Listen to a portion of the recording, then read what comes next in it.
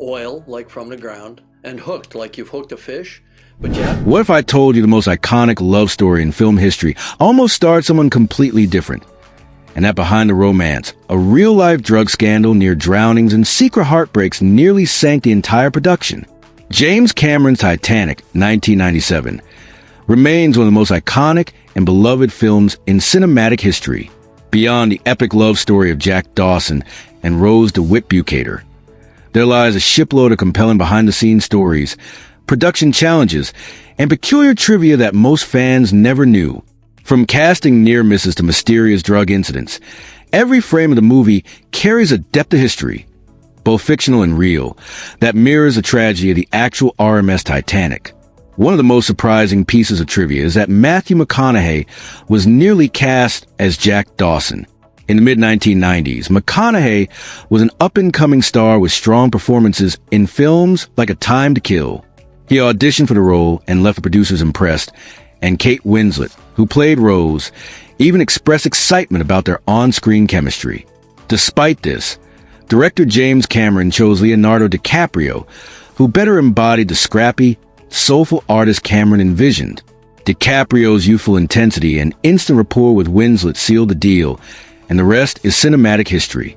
To authentically bring the Titanic to life, Cameron commissioned the construction of a massive replica at Fox Baja Studios in Mexico. This full-scale model stretched over 775 feet, nearly mirroring the original ship's dimensions, with grand staircases, luxurious cabins, and functional interiors recreated using blueprints and survivor counts. The replica was more than a set. It was a floating museum. Cameron's meticulousness ensured that every scene captured the ship's former grandeur and realism, offering the actors an immersive experience that translated to more powerful performances on screen. An example of such dedication to character intimacy is found in the famous sketch scene. Filmed early in production, the scene required Kate Winslet to appear nude in front of DiCaprio, whom she barely knew at the time. To break the tension, Winslet cheekily flashed Leo before the shoot, establishing a comfort level that helped their chemistry flourish. This moment set the tone for a friendship that would last decades and help create one of the most emotionally genuine performances in film history. Cameron also went beyond standard studio sets by filming aboard the actual academic Mstislav Keldysh, the Russian research vessel used in real-life Titanic expeditions. The use of this authentic ship not only provided stunning visuals, but also symbolically linked the film with the real Titanic's legacy. Cameron himself joined deep-sea dives to the Titanic wreck, integrating actual underwater footage into film's opening scenes. This commitment to realism bridged the gap between documentary and drama, giving audiences a ghostly glimpse into the ship's watery grave. Recreating the Titanic's tragic final moments was an epic feat in itself. The scene where the ship splits and sinks took over 5 months to film. A large replica section was mounted on a hydraulically controlled platform that tilted to 90 degrees, mimicking the terrifying angles passengers would have experienced. Stunt performers and actors had to navigate the rising chaos as water surged around them. Cameron's obsessive attention to detail made this harrowing scene feel deeply authentic, heightening its emotional impact. Among the film's many powerful moments, one especially touching scene features an elderly couple embracing in bed as water floods their room. This image was based on a real-life story of Isidore and Ida Strauss, co-owners of Macy's department store, who died together aboard the Titanic.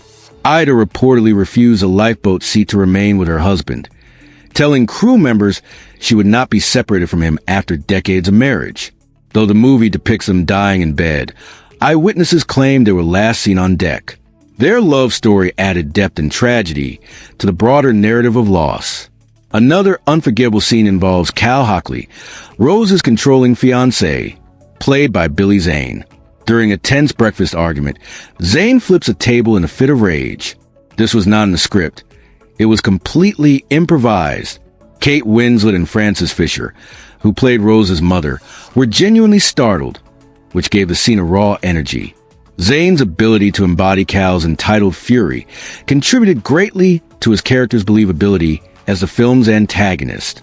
Interestingly, Leonardo DiCaprio's rising stardom began to cause a frenzy even before Titanic was released. Cameron tried to keep production under wraps by giving the film a fake working title. Despite this, legions of fans managed to track down the set in Mexico. Each morning, groups of admirers gathered outside Fox Baja Studios, eager to catch a glimpse of Leo. This was before the internet dominated pop culture. News traveled by fan clubs and entertainment magazines, making their dedication all the more impressive. Technologically, Titanic was ahead of its time. One subtle but impressive example is the use of CGI to simulate characters' breath in the frigid ocean scenes. Although actors filmed these scenes in water tanks under warm conditions, the special effects team digitally created the illusion of visible breath.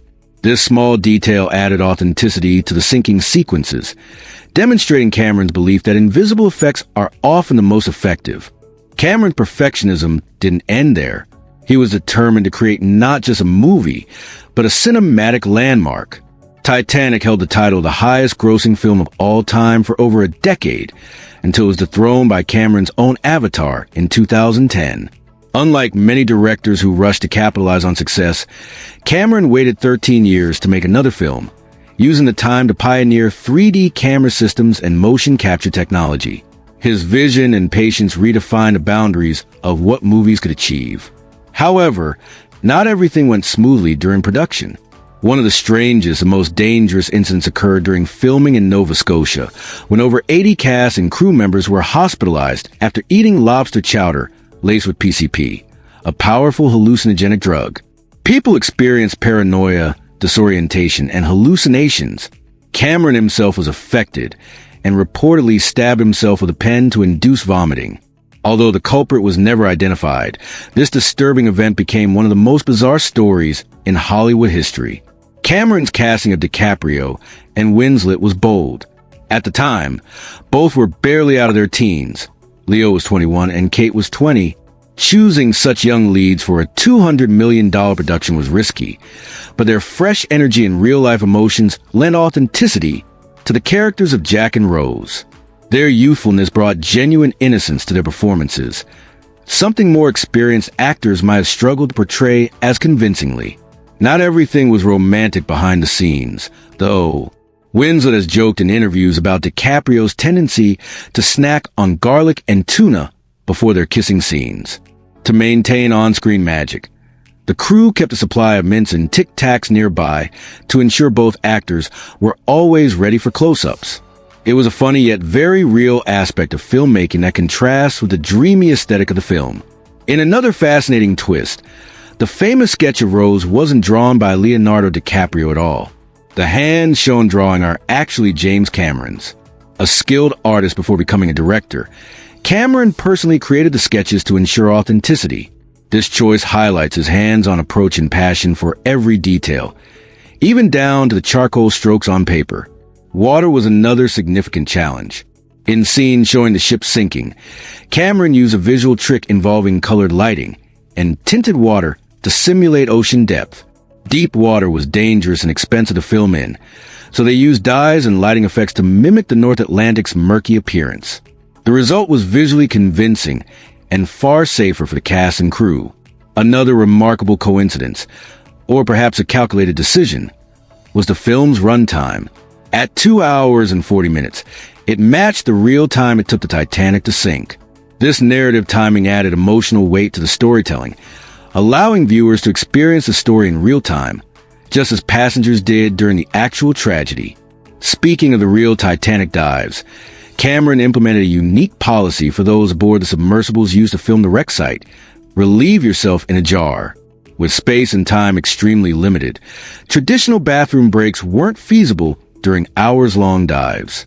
The so-called jar rule may sound extreme, but it shows the level of sacrifice and focus Cameron demanded for the mission. Ironically, the film Titanic ended up costing more than the real ship. The original RMS Titanic cost about $7.5 million to build in 1912, equivalent to roughly $180 million today. Cameron production surpassed that, reaching $200 million. Yet this gamble paid off, as the film was the first to break the $1 billion mark and eventually grossed over $2.2 billion worldwide. Perhaps the most quoted line from the film, "I'm the king of the world," was completely improvised. During a moment of frustration on set, Cameron urged DiCaprio to say something spontaneous. Leo shouted the now famous line, and although Cameron was initially sold on it, he later realized how powerful it was. The moment became a symbol of youthful exuberance and the spirit of adventure the film encapsulates.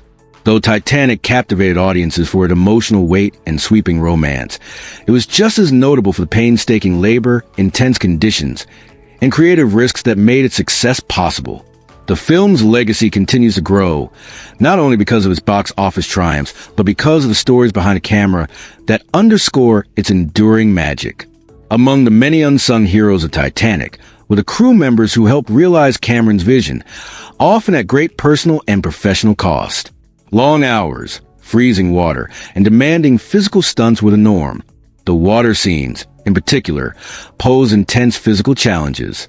Cast members spent hours submerged in massive tanks, enduring fatigue, hypothermia risks, and repeated takes of highly emotional scenes. Kate Winslet famously suffered bruises, a chipped elbow, and constant exhaustion during production. She later admitted that she was one of the few principal actors who refused to wear a wetsuit under her costume during cold water scenes, which led to her getting pneumonia during filming. This grueling shoot didn't just test the actors physically, it also pushed them emotionally. Cameron, known for his intense perfectionism, demanded multiple takes of nearly every major scene. While this approach frustrated many, including DiCaprio and Winslet, it resulted in a polished, emotionally compelling final product. Cameron's directing style could be described as obsessive, but it's precisely this relentlessness that helped Titanic achieve its place in cinematic history. He wasn't just directing a movie, he was recreating a tragedy with as much reverence and detail as a documentary filmmaker. As impressive as the practical effects were, the film also pushed the boundaries of digital filmmaking. The use of CGI to replicate parts of the ship, fill in massive crowds, and simulate the ship breaking apart were groundbreaking for 1997. At the time, no one had attempted to merge large-scale practical sets with computer-generated imagery on such a scale. These innovations paved the way for modern blockbusters and set a new industry standard. One particularly striking effect was the digital recreation of hundreds of passengers during wide shots of the ship's deck and upper levels. Without this trick, the film would have required thousands of extras, which would have been both logistically and financially prohibitive. In addition to the impressive technology, Titanic offered one of the most memorable soundtracks in movie history. Composer James Horner created a sweeping and emotional score that underlined the grandeur and tragedy of the story. His use of motifs and layered orchestration added nuance to the storytelling, most notably in the film's theme song, My Heart Will Go On. Though initially reluctant to include a vocal theme, Cameron was eventually convinced by Horner and singer Celine Dion. The song became a cultural phenomenon, topping charts around the world and winning an Academy Award for Best Original Song. Its haunting melody remains inseparable from the film's legacy. While Cameron aimed for historical accuracy, he also took creative liberties to craft a fictional romance at the film's core. Jack and Rose were not real passengers, but their story was inspired by numerous accounts from Titanic survivors. Cameron used these fictional leads as a lens through which audiences could emotionally connect with the disaster. They represent the broader human loss, hopes, and class struggles that define the era. Many historians have since praised Cameron's attention to historical detail, even while acknowledging the romanticized narrative. The class divide between Jack, a third-class passenger, and Rose, a first-class debutante, serve as a central theme throughout the film. This dynamic wasn't just a dramatic plot device. It mirrored the real-life class disparities that tragically influenced survival rates aboard the actual Titanic. First-class passengers were more likely to access lifeboats, while third-class travelers were often trapped below deck. Cameron highlights this injustice with dramatic visual storytelling, such as a scene where Jack and Rose are barred from reaching the upper decks by lock gates. These scenes were based on survivor testimony and actual reports from inquiries following the disaster. Beyond its thematic depth, Titanic also changed the trajectory of its stars' careers. For Leonardo DiCaprio, the film marked his transition from teenage heartthrob to global superstar. While he had already shown talent in films like What's Eating Gilbert Grape and Romeo and Juliet, Titanic catapulted him into a new stratum of fame. Similarly, Kate Winslet became one of the most respected actresses of her generation, known for choosing bold, complex roles in the wake of her Titanic success. Despite the intense media spotlight that followed, both actors managed to maintain credibility in their craft, a rarity in Hollywood following such explosive fame. Interestingly, the film's cultural influence extended far beyond the screen. Museums, tours, fan conventions, and historical re-examinations followed in its wake. The Titanic wreck itself saw a renewed interest, with documentaries and books exploring the truth behind the film's depiction. The movie reignited global fascination with the ill-fated voyage and introduced new generations to the historical tragedy. In many ways, Titanic became more than a film. It became a bridge between history, art, and collective memory. Not all aspects of production were as glamorous. However, the intense media attention and scrutiny placed a strain on the young cast. Winslet and DiCaprio faced relentless interviews and were often asked about their personal relationship. Despite constant speculation, the two maintained a platonic friendship and often spoke about their deep respect and affection for one another. Their continued friendship, reflected in public reunions and heartfelt tributes, remains a rare and refreshing example of enduring connection in the film industry. Whether you're a history buff, a film enthusiast, or a romantic at heart, Titanic continues to resonate because it brings all these elements together in one unforgettable journey. And the stories behind its creation, wild, weird, and wonderful, are as epic as the film itself. If this pulled back the curtain on a film you thought you already knew, drop a comment with the wildest fact you just learned. And hit like if Titanic still gets you emotional after all these years. We got more hidden stories from Hollywood's biggest moments coming soon. And trust me, some of them are even crazier than this one.